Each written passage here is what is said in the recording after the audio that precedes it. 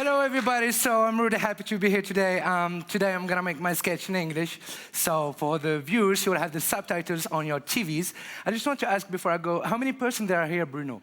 200, I think. 200 persons. Okay, so I heard that maybe 100% is not understanding what I'm saying. Okay, maybe more. Bon, j'arrête de parler en anglais, j'ai l'impression que personne ne me comprend. En fait, ce que je voulais dire, c'est que s'il y a un salarié sur deux qui ne parle pas très bien en anglais, il y a des fois où j'en s'en fous un peu.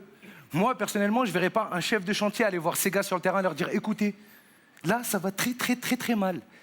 J'ai appris qu'il y avait des maçons et des peintres parmi vous, je ne citerai pas de nom, mais qui travaillent sans maîtriser l'anglais. Je veux du oh yeah, oh yeah, oh yeah, sur chaque coup de pinceau, les gars. Oui, Pedro?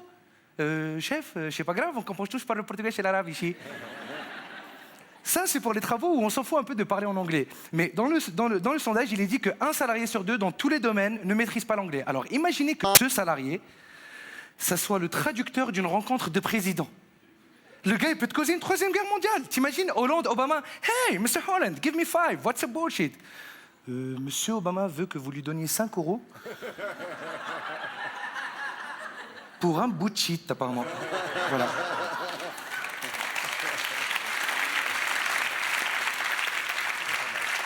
Mais moi, je pense que la base du problème vient de l'entretien d'embauche. Il y a trop d'hypocrisie dans les entretiens pour que le recruteur puisse déceler le vrai potentiel du candidat. Déjà, dès que tu arrives, il te met dans un contexte d'hypocrisie. Alors, pourquoi vous êtes là? Pourquoi vous voulez ce poste? Et toi, tu rentres dans son délire. Alors, ce poste s'inscrit parfaitement dans la continuité de mon cursus scolaire.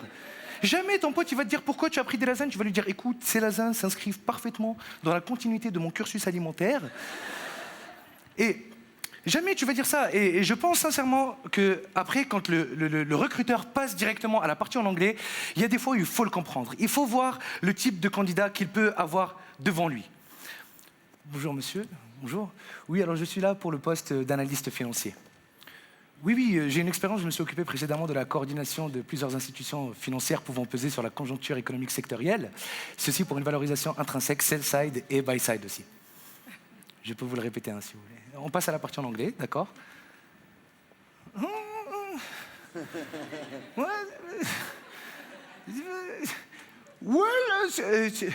So, can you repeat, please? No, B2B, no. B2C, no, but to B3, go away one day. Candidat suivant, merci. Ouais, je viens pour le poste d'analyste financier, là, ouais. Quoi? De ouf, j'ai une expérience, j'ai géré les finances de plein de sociétés avant. Ouais, j'ai géré les finances de la Cité des Courneuves, les finances de la Cité des Quatre, distribution, ouais. Gestion aussi, gestion des comptes, gestion des règlements, gestion des règlements de compte aussi. Ouais, on passe à la partie en anglais, pas de souci. Yes? Yes, I perfectly understood the question, but honestly, I haven't already practiced in a financial institute. And I know also that when I speak in French, I have an accent of racaille. Non, parce que quand je parle en français, t'as vu, ça donne ça.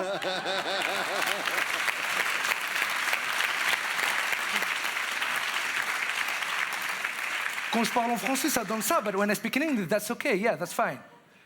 Ok, vous me rappellerez, mais discret hein, au téléphone. Et là, je pense que le recruteur est obligé de prendre la première personne qui ne parle pas très bien anglais. Et j'ai réfléchi un petit peu et je me suis dit, s'il y a un salarié sur deux qui ne parle pas très bien anglais, il doit bien y avoir un chômeur sur deux qui parle bien en anglais. Donc si le problème de l'anglais est tellement important, on pourrait prendre tous les salariés qui ne parlent pas très bien anglais et les mettre au chômage. Et prendre tous les chômeurs qui parlent bien anglais et leur trouver du travail. Et là, on n'aurait que des salariés qui parlent très bien anglais et que des chômeurs qui chôment bien, quoi. Moi, je vais vous laisser. J'ai rendez-vous avec une petite Anglaise. Je lui ai dit, on se voit quand? Elle m'a répondu comme ça avec son petit accent. Elle m'a dit, never. Et là, c'est presque l'heure.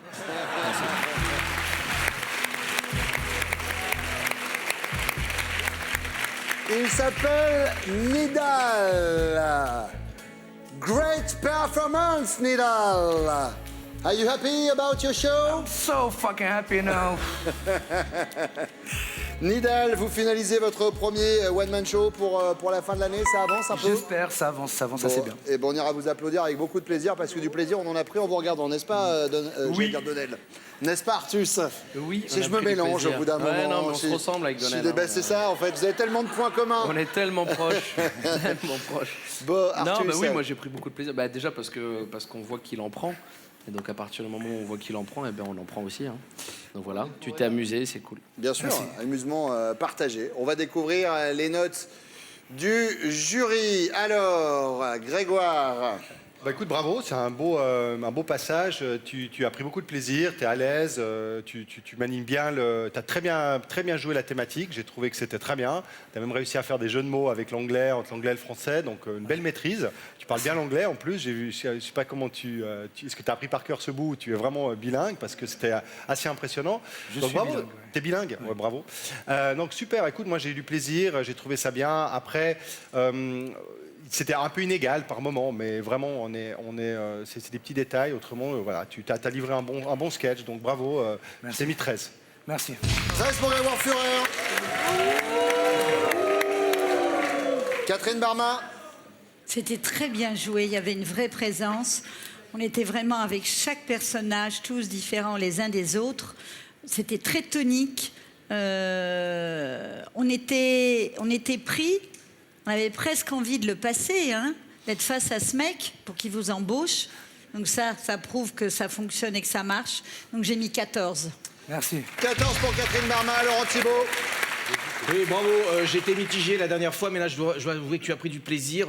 Ça sentait pas que tu étais tendu, alors que je t'ai vu un peu trembler avec les mains à chaque fois. Donc c'est vrai qu'il y avait une certaine tension, mais tu t'en sors très très bien. Ton accent est parfait. Il y a plein de jeux de mots. Je suis un petit peu mitigé peut-être sur le fait que quand tu changes de personnage, c'est pas tout à fait fluide. On sent que tu vas vite, tu reviens sur le stand-up, tu repars un peu sur le personnage. Mais ça, bon, voilà, c'est des choses qui vont arriver petit à petit. Mais là, honnêtement, tu as bien écrit. C'est super bien écrit. C'est drôle. Tu prends du plaisir, comme on le dit souvent. Et tu nous en as procuré à nous aussi. Donc bravo, je t'ai mis 14. Merci beaucoup. 14 pour Laurent Thibault. Last but not least, Stéphanie Bataille.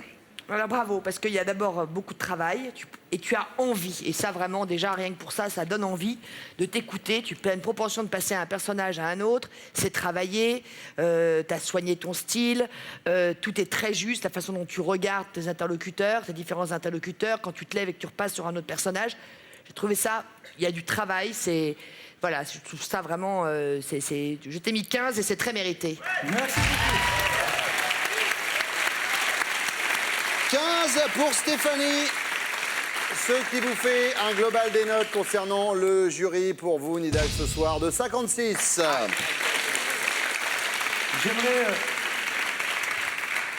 J'aimerais remercier Wad Madouri qui m'aide dans la préparation de mes sketchs. Et j'aimerais annoncer à mes amis tunisiens que je serai dans le feuilleton Maktoub pour le Ramadan. Voilà. Merci Très beaucoup. bien, bravo. Et qu'on ne demande qu'à en rire, retrouvez vos humoristes préférés, les sketchs cultes et les nouveaux, les vidéos exclusives, les coulisses. Alors abonnez-vous.